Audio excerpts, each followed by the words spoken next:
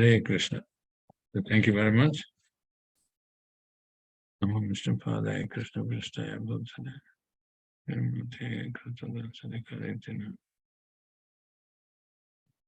So mind, which is the so-called a friend and also an enemy, can be a friend and also an enemy.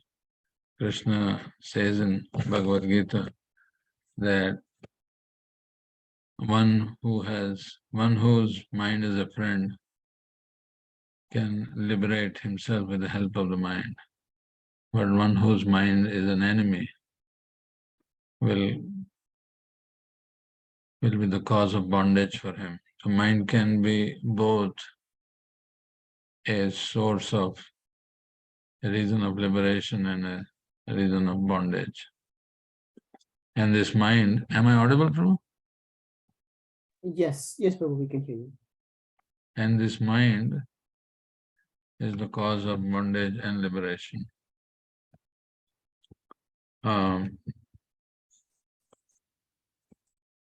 As everyone knows the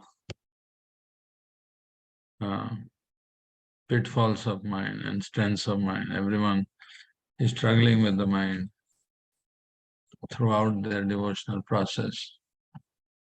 And a lot of people ask this question. Of course, they want to ask how to control the mind, what are the different struggles of mind, how the mind can be tamed, how mind can be controlled. And our scripture, Srimad Bhagavatam, also talks about different pastimes wherein mind is described as the sole reason why one is struggling in this material world.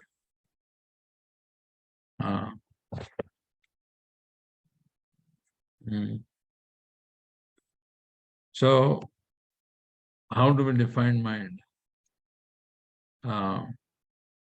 In Krishna, in the first 6 chapters of Bhagavad Gita, gives various definitions of mind and gives actually a hierarchy of the various senses, including the mind,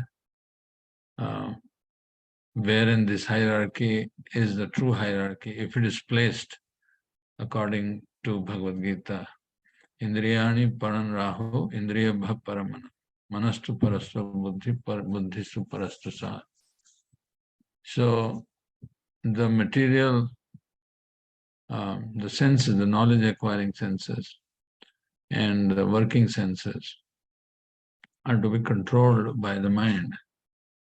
And the mind has to be controlled by the intellect. Intelligence controls the mind. And the intelligence has to be controlled by the soul, and soul is controlled by the super soul. So this is actually the hierarchy, the original hierarchy of the senses, and each senses has their sense objects. So when the mind is impure with the when the subjects of the senses are impure, the mind becomes impure. And each senses drags the mind in various directions to enjoy their subjects. And the minds get pulled in various directions. So that causes the mind to be completely disturbed. Or in other words, you can say the mind is hijacked. Because the subjects of the senses are impure, and the senses control the mind rather than mind controlling the senses and intellect controlling the mind. So the hierarchy becomes upside down.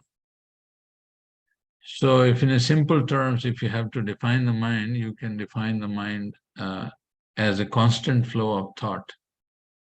The constant flow of thought constitutes the mind.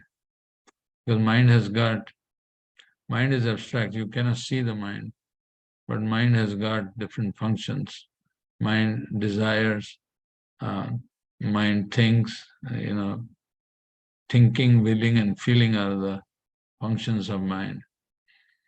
But the same mind which is disturbed when the subjects of the senses are impure, the same mind, if you give your senses pure subjects, like for example, the smell. And smell is a subject for the nose, and form is a subject for the eyes.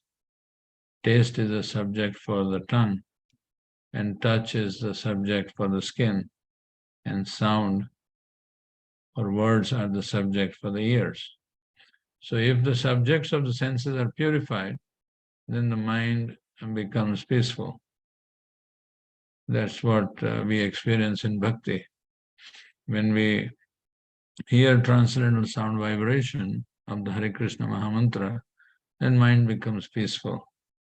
The Shastra says that that mantra which delivers the mind is actually the mantra. Man trayate iti mantra.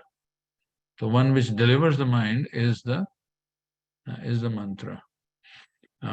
But in this day and age of Kali Yuga, for the greater deliverance, the Hare Krishna mantra is called the Maha Mantra, the mantra of all the mantras, because it delivers the mind. Soul is anyway pure, so one doesn't have to deliver the soul.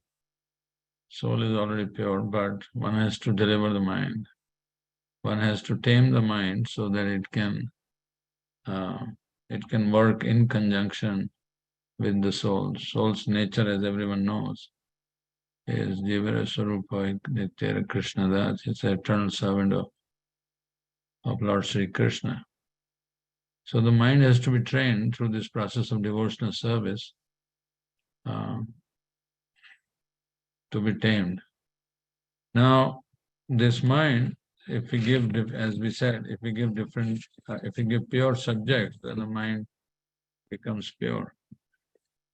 So, to the degree the mind is perturbed or disturbed, to that degree the thoughts comes to the mind, or vice versa. To the degree the thoughts are coming at a rapid speed, it's like in a rainy season when the river is full to the brim, and it's carrying a lot of dirt and branches of the trees, leaves, etc., etc., and the river is very, very is flowing very high, and there is the flow is very, very turbulent. So that's the disturbed mind. But in spring season or in fall season or something, the current of the river is subdued and it is very, very peaceful. So that can be compared as a peaceful mind. Now, mind is also the cause of happiness. So that's the definition of mind, the constant flow of thought. And if the thought comes at a very high speed, the mind is very disturbed. We say that today my mind is disturbed. Why? Because the mind is absorbed in so many various thoughts, or those thoughts are coming at a very high speed, one after the other, causing the mind to be disturbed. But if the same mind does not, the thoughts comes at a very appropriate speed, then the mind is not disturbed. Mind is peaceful. So that's the definition of mind. Now, mind is the cause of both happiness and distress. Yeah. Chittam eva hi samsara. The Upanishad says that consciousness or mind puts the living being into this material world. And mind becomes the cause of both happiness and distress. Mana eva hi samsara. Upanishad also says that. And it says that mana eva manushyanam karanam bandha mokshaye bandhaya vishaya asango muktaya nirvasham manaha. Mind is the cause of both bondage and mind is the cause of liberation. Mind which is absorbed in the sense object is the cause of bondage, and mind which is detached from the sense objects is the cause of liberation. So Bhagavad Gita, at the end, in the 18th chapter, Krishna says, how can one deliver the mind? Man mana bhava mad bhakto madhyaji mam namaskuru amayavashyasi satyam te priyosi pratijani priyosi me. That always think of me, O Arjuna, become my devotee, worship me, and pay your homage to me. In this way, you always be with me. Right? Now,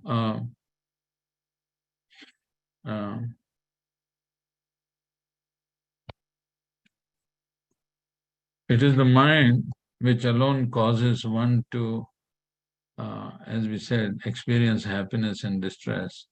And it is the mind only, which is a part of the subtle body, man buddhi ahankar, which makes us go from one species of life into another. So one can make his mind heartfelt friend by making them peaceful and tame. Otherwise, it will continue to be distress, life after life. So let's take a vote from everybody. Everybody, I cannot see. Everybody is, so I want to make sure that everybody is hearing. So if somebody can, few devotees can summarize or at least speak what we heard so far. Would that be a good idea? Which dham are we going to visit today? No, I'm going to change that question. I was supposed to write the question. All right, leave it. I'll change it later. Okay. What was the question, Prabhu? So maybe we can have somebody define the definition of mind. Yeah. Make sure everybody is hearing. Can raise constant flow of thoughts. Who was that? Constant flow. Prasanna Krishna, you are already Denver devotee. Okay, how can mind, how do we know the mind is disturbed? How mind get disturbed?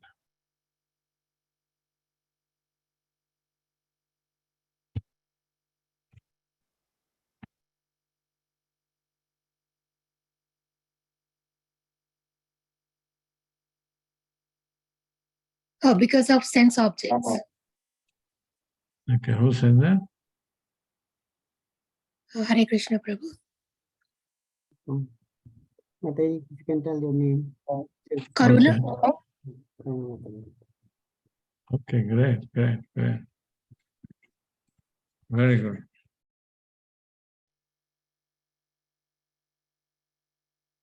That's good. So now one more thing which is very important to understand, that how the mind and the karma is related. A lot of times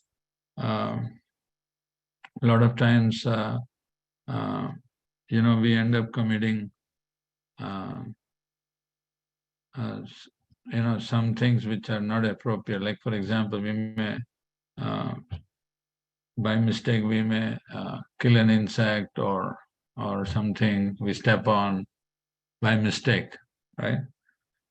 But then that may not constitute like a typical karma, because you did not step on it purposefully. But when one meditates on some actions, whether right or wrong, and does the action, then that constitutes the karma. Primarily, when the mind is absorbed in doing that activity, then it is defined. So it says that while walking, if one unknowingly steps on an ant, that negates the definition of karma. But when one steps knowingly on an ant with the help of the mind, in agreement with the mind, it will be defined as sinful action or a bad karma. So the mind has to sit on top of the senses in order for it to enjoy that action. Similarly, when we chant our mantra, Hare Krishna mantra, we try to say that engage your mind, even though mantra is so powerful that even while your mind is there or not there, etad nirvidyamananam ichchatam akutobhayam harinam nripaninita, right? Harinama eva. So even if your mind is there or not there, it will deliver you. But if the mind is there when you are chanting, if the mind is absorbed, then the mind carries you into that spiritual activity. So therefore, hearing this transcendental sound vibration or taking the mind on a parikrama to Vrindavan Dham while chanting, or taking a deity darshan in the mind, so that becomes very powerful, because then the mind is absorbed in devotional service. So Arjuna did not incur any sin because he did not fight being inspired by his mind. Because his mind, when he did not fight, then he was inspired by the mind. But after Krishna spoke Bhagavad Gita, Arjuna took that instruction as the will of the Lord and engaged in fighting for the Lord. And then his mind was absorbed. Mam anusmara yuddhacha, right? Therefore, one should train the mind to believe in the words of Lord Sri Krishna for it to become the cause of liberation instead of the bondage. So now, the mind can still be very obstinate and does not want to listen to you. So Bhagavad Gita, 6th chapter, says that one who has conquered the mind is the best friend. For one who has failed to do so, mind is the greatest enemy. Now, the way to win over the mind with simplicity and love is only possible through Lord Krishna's loving devotional service. This is the simplest and the easiest method to control the mind. So the conclusion of the Shastras in the fifth canto of Srimad Bhagavatam is that if one is not able to control the mind even after hearing instructions of Bhagavad Gita, then one should listen to the instructions of the spiritual master and Lord Sri Krishna. So it says, Guru Charana Upasana Astra Jahi. Guru Hari Charana Upasana Astra Jahi. Jad Bharat Maharaj says that if one mind is still very obstinate and very troublesome, then one should give the mind to his Guru and Sri Krishna. Meaning that one should do only what his Guru or Lord Sri Krishna says, or his seniors, Vaishnava seniors. So if one wants to bring the mind under control, then this is the best instruction. Guru Hari Charan Upasana Astra Jahi. And that way, the mind can be conquered. Jitatmanaha prashantasya paramatma samahita. Jitatmanaha prashantasya paramatma samahita. For one who has conquered the mind, the super soul is raised. Right? Even when Arjuna was having difficulty, because Arjuna was put in such a precarious condition in the battlefield of Kurukshetra that he had all the skills which was needed for him to fight the war. He was the number one student of his Guru Dronacharya. It was not the skills he wanted to sharpen. or Krishna wanted to sharpen his skills. No, it was he forgot, he let go of his will. He had the skills, but he let go of his will to fight the war. So Krishna has to revive his will up to the level where where his where he voluntarily give his will to Krishna by hearing the instructions of Lord Sri Krishna and by applying and by making Krishna's will as his will, basically making both the making Krishna's will his param lakshya, param destination. So he gave up the whims of his mind and took the instruction of the Lord and fought. That is what he did, and that's the whole purpose of Bhagavad Gita, is how one can make will of the Lord as his, or will of the Vaishnavas as his will. Then the peace is reached. Then the mind is peaceful. Yoginam api sarvesha madgata antaratmana shraddhavan bhajate yamam samay yukto tamo mata. Yoginam api. So that is the highest yogi, whose will is one with the will of the Lord. So that's what is being said here. Now, even after Arjuna surrendered to Krishna, right? Arjuna surrendered to Krishna, and he told that the yoga system you are prescribing, oh my dear Krishna, is impractical for me. Because chanchalam hi mana Krishna parmate balabhadradam tasyaham nigraham manne vayureva duskara. Then Krishna says, asamshaya mahabhavo mano durgi nigraham chalam abhyasanena tu kaunteya vairagyam cha griheyate. So you can conquer this undoubtedly if the mind is strong, but you can conquer it with the weapon of detachment and constant practice. So therefore, Bhagavatam says that if one's activity, sorry, I'm trying to pull that text here. Give me a second. Beautiful text from Bhagavatam. So Bhagavatam says that neha yat karma dharmaya na vairagya kalpate na tirtha pad sevaya jivan api mrityo hissa. If one's activities na yat karma dharma, if one's activities does not lead, or one's karma does not lead it to his dharma, and one's dharma does not lead him to vairagya, na vairagya kalpate, na tirtha pad sevaya. And one's vairagya, if it does not lead one to the devotional service of Lord Sri Krishna, then jivan api mrito hisa. Then that person is almost living, but he's dead. Is dead person. Why? Because the whole purpose of his activity is not bring him to, if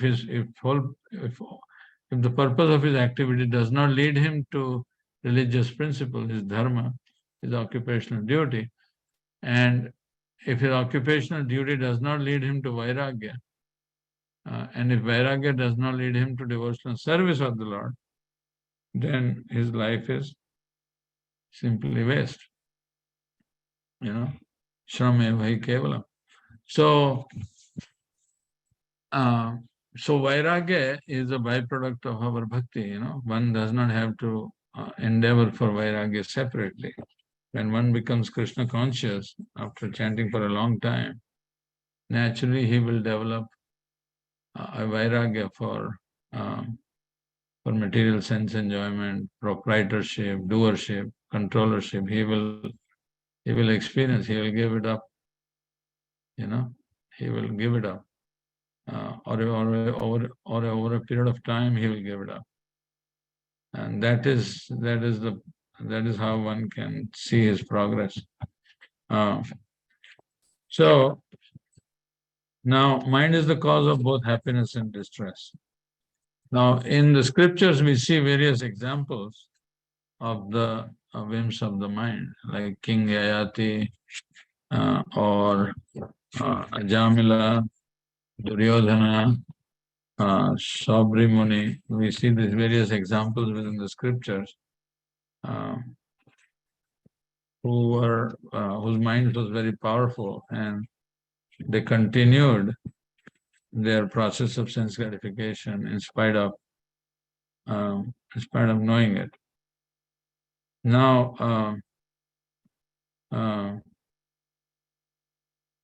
Krishna also says in 15th chapter, he says, Mama ansho jiva loke jiva bhuta sanatana manasya sthani indriyani prakriti sthani karishyati. Okay, due to conditioned life, the jiva, who are my eternal fragmental part, are struggling very hard with the six senses, including the mind. Right? And the easiest way to control the mind is through the process of Krishna consciousness. And if one, therefore it is advised in Krishna consciousness to work with devotees, to work with the authorities, to work with the superiors, to please them, and reveal your mind, establish the relationships, etc., etc.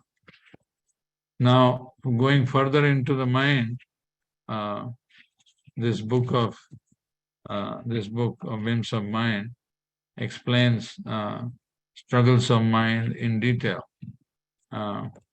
How when we feed, when we feed on the desires of the mind, and if it is not in favor of the Lord, then how mind gets hijacked, mind captures, or mind takes you away.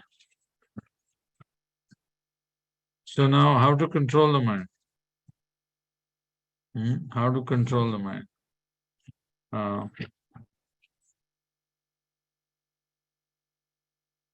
Now there is beautiful.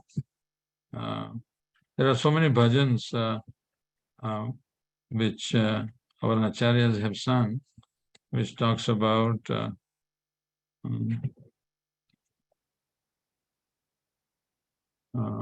this is all various quotations from Bhagavatam.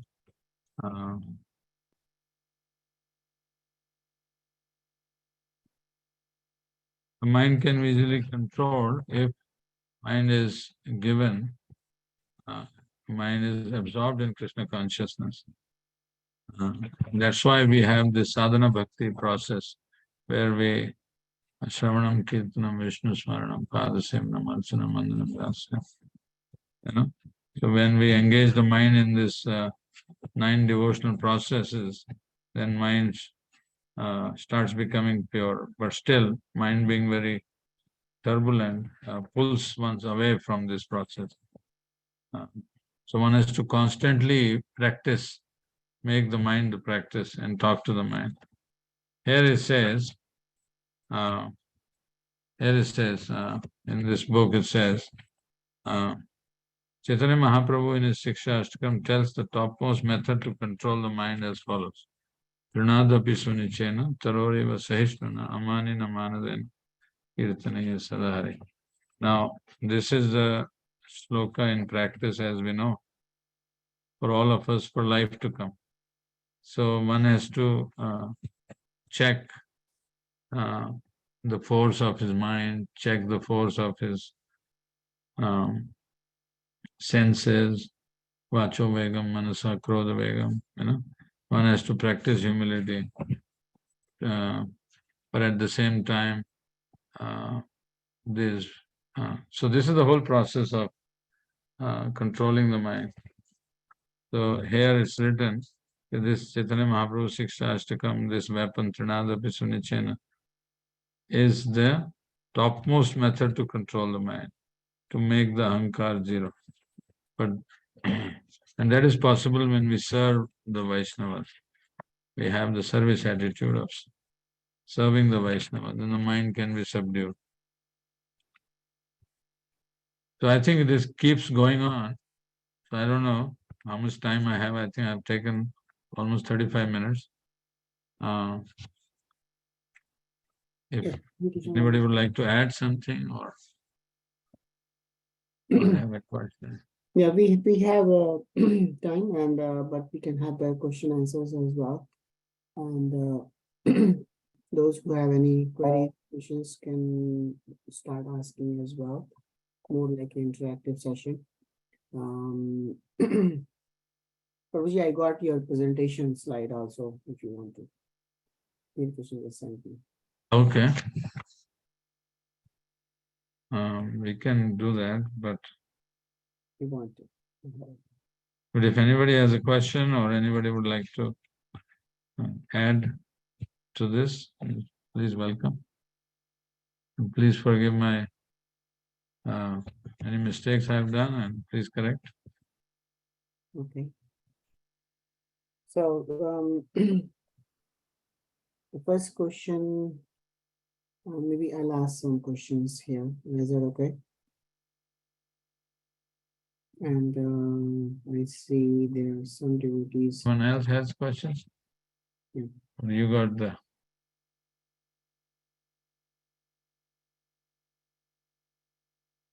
Devotees, you can raise the hand or unmute yourself to ask questions. Um, by the way, Whims of the Mind is a book written by His Grace Kapilas Prabhu, and it's a beautiful book recently published. And it has a lot of concepts and practical tips of how to manage the tricks of the mind. And I have the copies of those books if anybody wants it. And meantime, I'll just describe some of the programs we do at the ISKCON of Bergen, and then we'll take some questions. Is that okay? So let me just explain those questions first.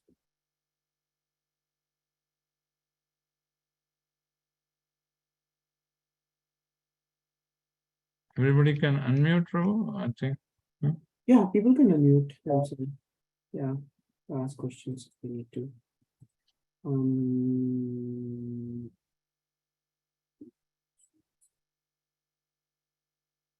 Let's see. Okay.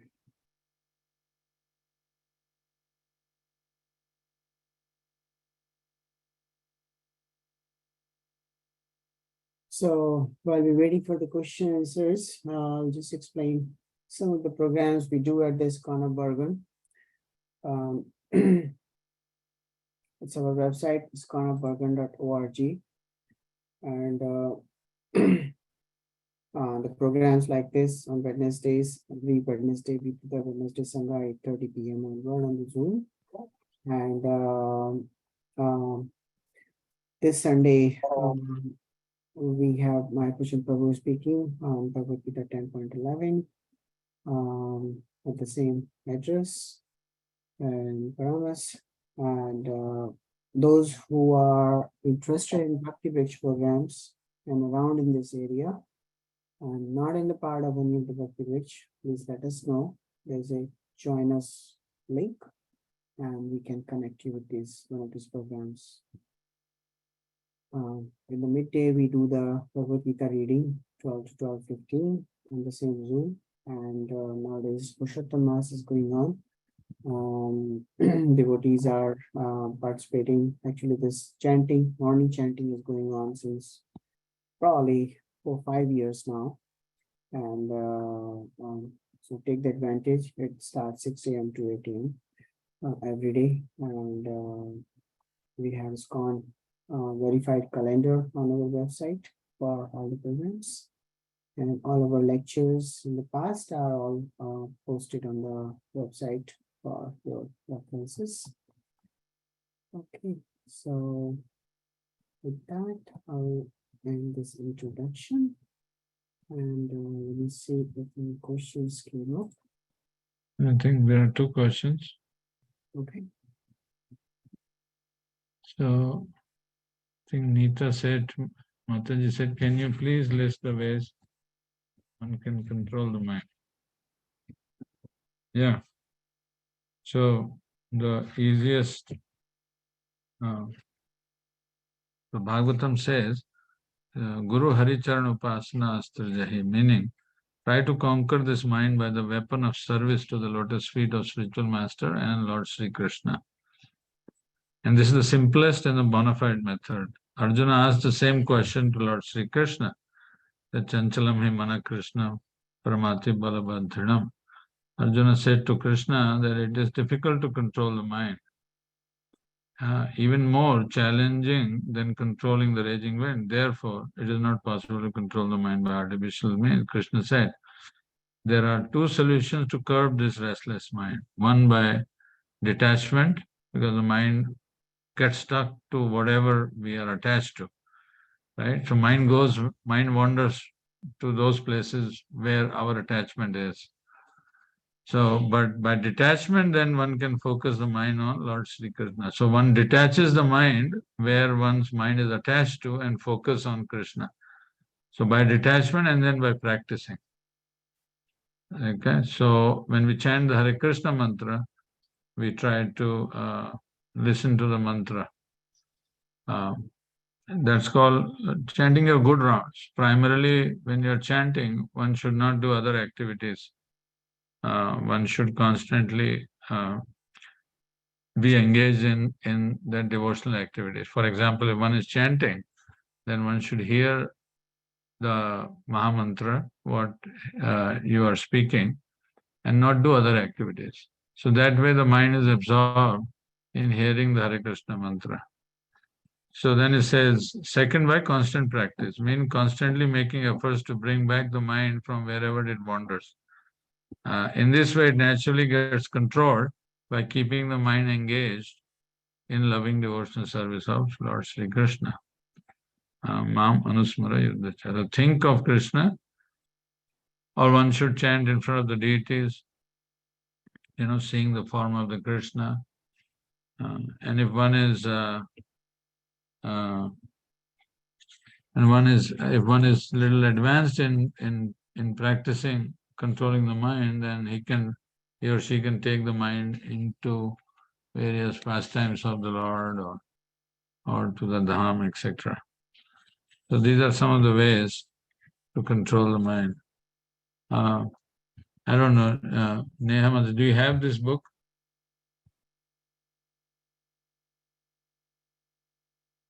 Do you have this book?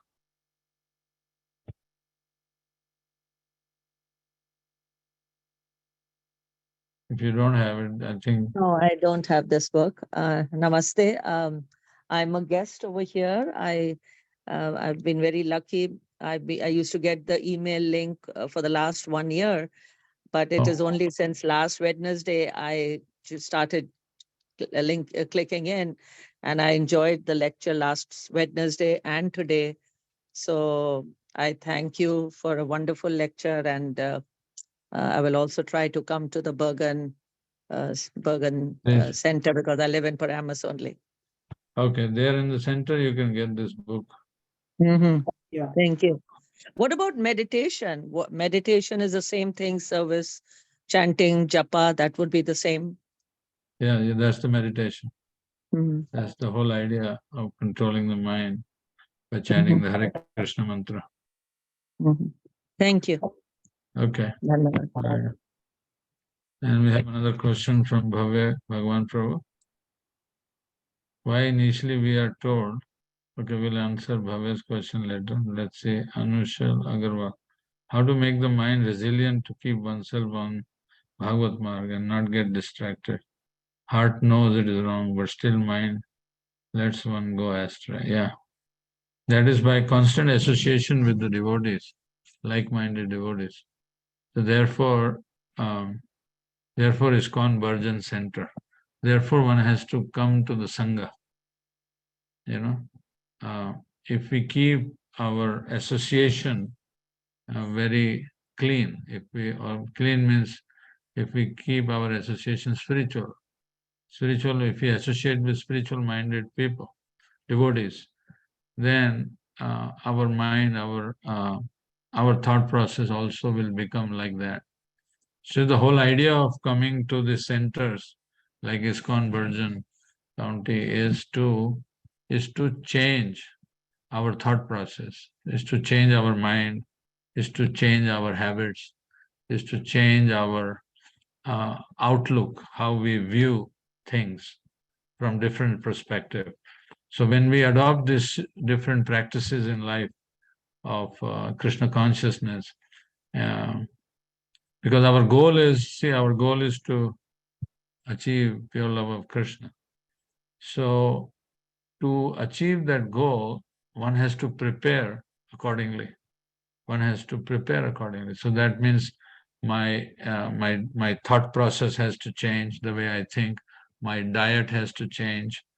The way I speak has to change. The way I think has to change. Then only I can enter into the family of Krishna. Otherwise, it is not possible. And that's the whole purpose of having these temples.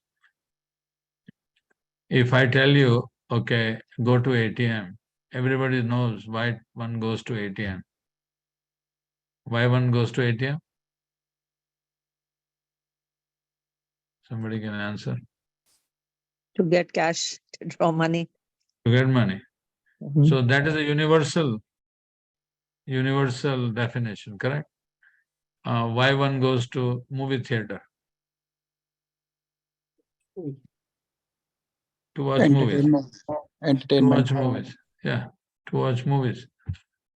Right? And if I ask why one goes to hospital, then we know that there is some problem with the body or the mind, then one goes. But if I ask this question, why should one go to temple? Or why should one go to ISKCON of Bergen County temple? What would be the answer? Of course, there will be different answers, but the most common, the most universal answer which should come out from various other answers that why I should go to temple is to cope up my mind with the pain of this material world. And this material world, there are a lot of pains, but the biggest pain is the pain of change. When changes happens in your life, and the biggest change which happens in the life at the end is death. Nobody wants to die, but we are forced to leave the body. So how should one cope with those changes or any other changes till that period of death? That is the purpose of temple, to cope up with those the change of pain, the pain of change, however you want to. So basically change. And change is hardest. Change is very hard to accept. If I ask you to change your life, you will initially resist. But when you understand the reason why you have to change, you will accept, because you know the goal. So to work towards the goal, one adopts different habits, different mindset, starts cleansing the heart of misgivings by chanting the holy name, Cheto Darpana Marjanam. Then one's mindset also changes, and then one associates with like-minded people who are Krishna conscious, and that is the way to be on the Bhagavad mark and not get distracted. And then you come to a point where you surrender to a spiritual master to take instructions from him, and then ultimately one takes initiation from the spiritual master. Then you are equipped with everything to stay on the path of bhakti. And then the more you serve those temples, or there are services associated with those centers, and the center is growing, you are blissful, and then the whole congregation is happy. So that's the whole idea. I hope it answers your question. Anshul Agarwal. Ji, thank you so much. Hare Krishna. Thank you. So that's the answer. Is there a place of mind in spiritual world? Is it a place for mind? In the spiritual- Oh, is there a place For mind. for mind in spiritual world? Yeah, your mind is fully Krishna conscious in spiritual world. It doesn't think anything other than Krishna. Yeah, mind is fully purified. It is fully purified. Very good. Can take the question from Pabya also. Okay, Bhavya Prabhu. Why initially we are told just hear the mantra, forget the mind and its dictations, and then eventually bhakti becomes more about controlling mind to graduate to the higher levels of bhakti. Yeah, because initially it's very hard to control the mind. If you are told to, like how Krishna was speaking in chapter 6 to Arjuna, to sit on a kusha grass, on a deer skin, kusha grass in the hand, eyes half closed, half open, pointed onto the nose, to control the mind, it will be very difficult. So, mind also behaves, the way mind behaves is, if the mind is given a very, very heavy task to begin with, then the mind rejects that task, uh, uh, calling it very difficult task. So it won't do it. So one has to make the mind its friend by giving small tasks, right? So the easiest task given to a practitioner of Bhakti Yoga is hear the sound vibration, hear the sound, just hear the mantra. Because in between speaking and hearing is this mind. So when you speak and hear, in between is the mind. So you have to shut off the mind and just speak and hear. That's the easiest practice which is told to the practitioner to begin with. And later on, when the practitioner becomes little advanced in Bhakti Yoga, by constant practice of eating prasadam, controlling senses, doing service, book distribution, etc., etc., then for him to graduate from being just hearing the mantra, one gets absorbed in thoughts of Krishna, smaranam, Shravanam. Then he wants to remember Krishna, Krishna's pastime. He wants to meditate on the form of the Lord, Roop Dhyan, all that stuff. Dhyan, Roop Dhyan, Leela, Roop Dhyan, Leela, Gun, Dham, etc., etc. Then one wants to graduate to those levels. Tannam Rupa Charitadi Sukirtanam. Tannam Rupa Charitadi Sukirtananu Smarteo Kramena Rasana Manasi Niyodya. Tishtan Vraje Tad Anuragi Jananugami. Kalam Niyed Akhilam Iti Upadesha Saram. So Sri Rupa Goswami talks about that is the essence of all Tan Nam Rupa Charitadi. The holy name, the form of the Lord, Tan Nam Rupa Charitadi, the Lord's different qualities, Charitadi. And then what one has to do, Sukirtanan. One has to sing the glories of these. Meaning one has to engage his mind in Nam, Roop, Kirtan, Leela, Gundham. And then that way one situates himself in Vraja. And then follow on the footsteps of Tad Jana Anuragi.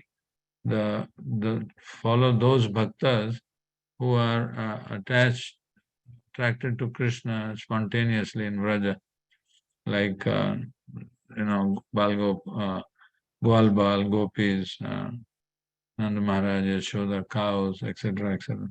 Follow on the footsteps. And so that is the perfection of human form of life.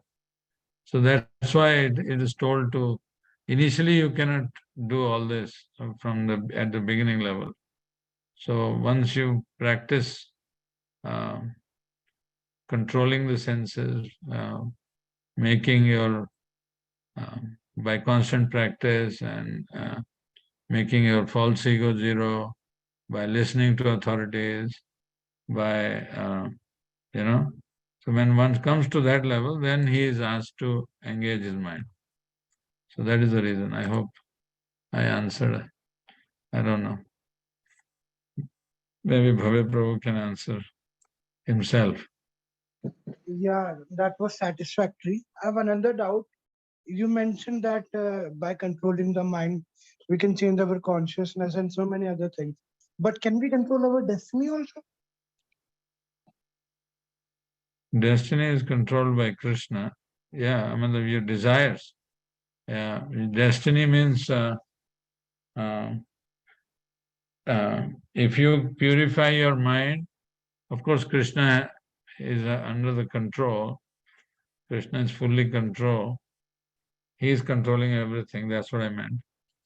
So, and a living entity's desire is to serve Krishna, but what you can control is the way you want to serve Krishna. That you can desire to serve Krishna in different ways, and Krishna will fulfill those desires for you.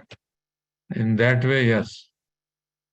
But destiny means what? I mean, if you're we're talking about devotees, right? Yeah, So both devotees, non-devotees.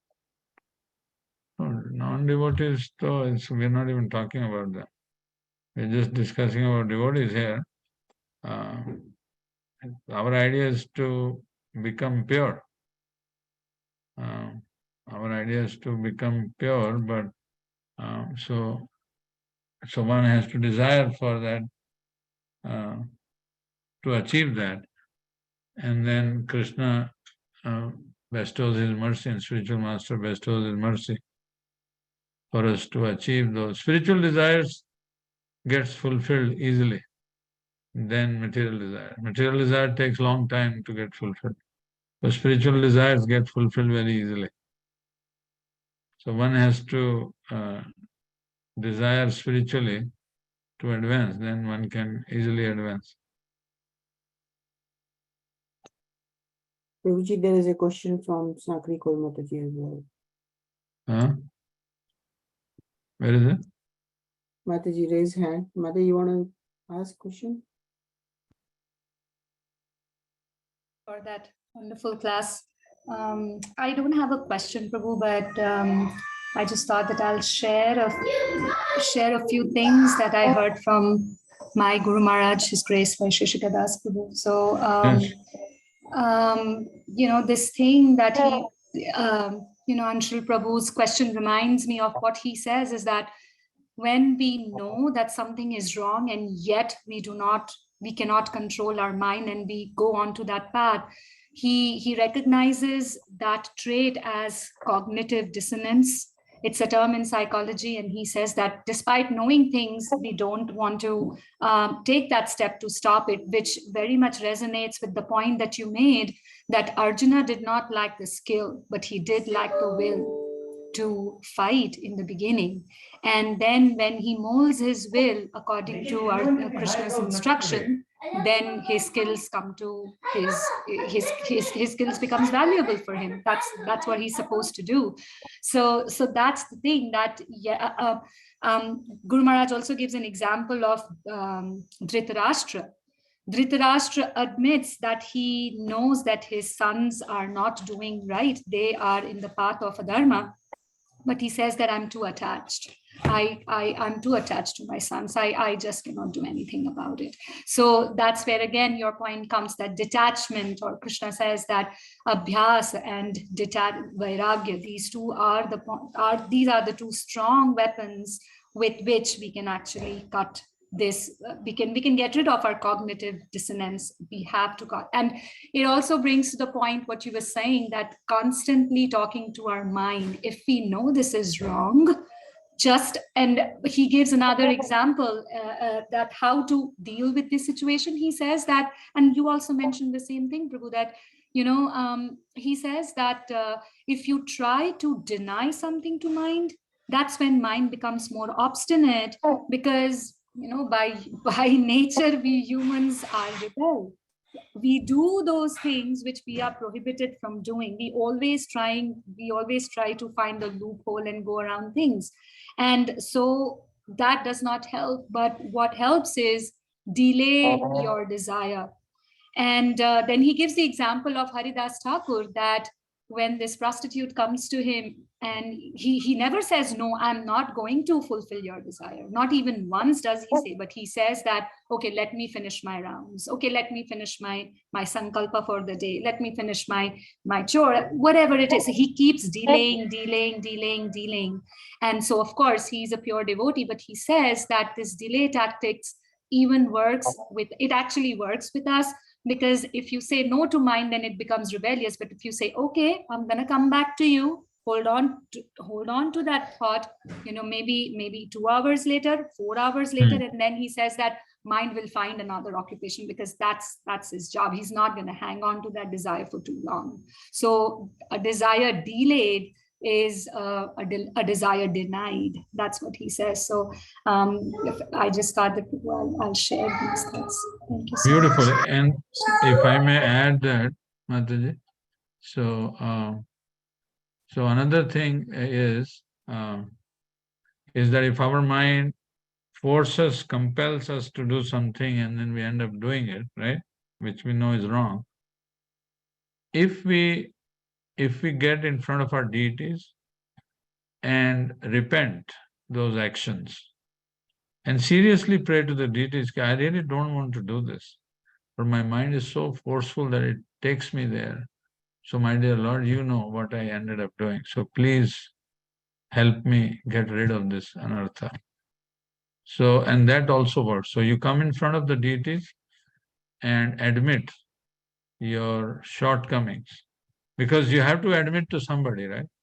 So in their heart that it is a guilt feeling, Paramatma is there. So, that feeling of guilt is there. But then one should come in front of the deities at home or temple and admit those shortcomings and then try to rectify next time.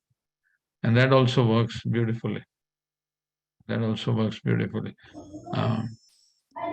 Yes, Ru, that was a beautiful point, that, just owing up to our mistakes, that gives us the courage to face it. And then, of course, when we seek mercy and blessings of Krishna, when he sees that, yes, we are truly repentant and we want to rectify our ways, he will definitely. So thank you for bringing that point up. And also, Vaisheshika Prabhu also says one thing, that in your spiritual life, one should have at least 2 friends.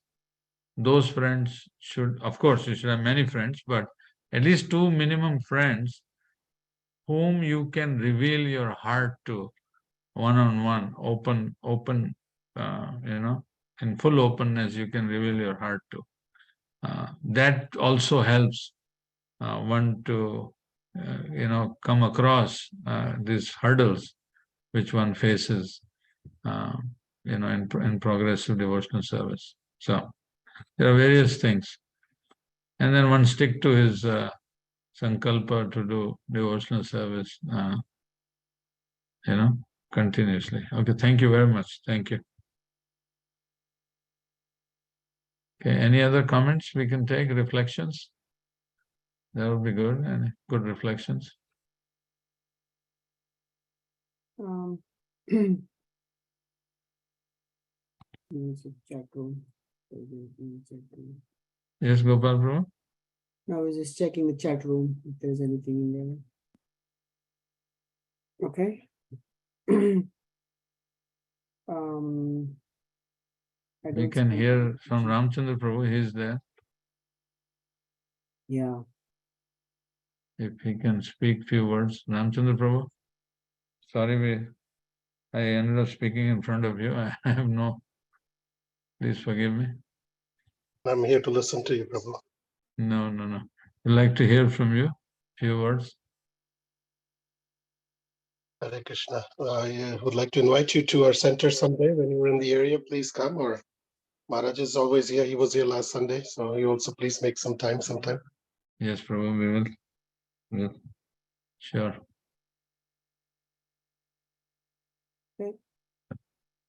Anybody else has any questions? Okay. Seems like quite. We're a good congregation, yeah? That's wonderful. Hopefully there will be full-fledged temple. Yeah, we have about like 100 people coming to the temple and growing a lot of new devotees in our center. People. Hare Krishna. So, do you think we should stop here, bro? Yes, if you want, I can show that presentation you had, but that's a big one. I think it's going to take time. So we'll end it here then. Yeah, but anybody, if they want this book, they can have it. I have this book. If anybody is interested, I'll bring them to the center. In this book also, there is a definition of what is the topmost duty of mind, what are the symptoms of contented mind, what is the austerity of mind, how the entertainment of the mind can be addressed, fun of the mind, right? And then how one can, so all these things are there in different aspects, explained in detail. What is the instability of the mind? What is the purity of the mind? So it's all explained in this book wonderfully. So I just went over the summary of this book in this time frame. So thank you very much. Vancha kalpataru vyasacha kripa sindhu bhayevacha. Patitanam pavanebhyo vaishnavebhyo namo namaha.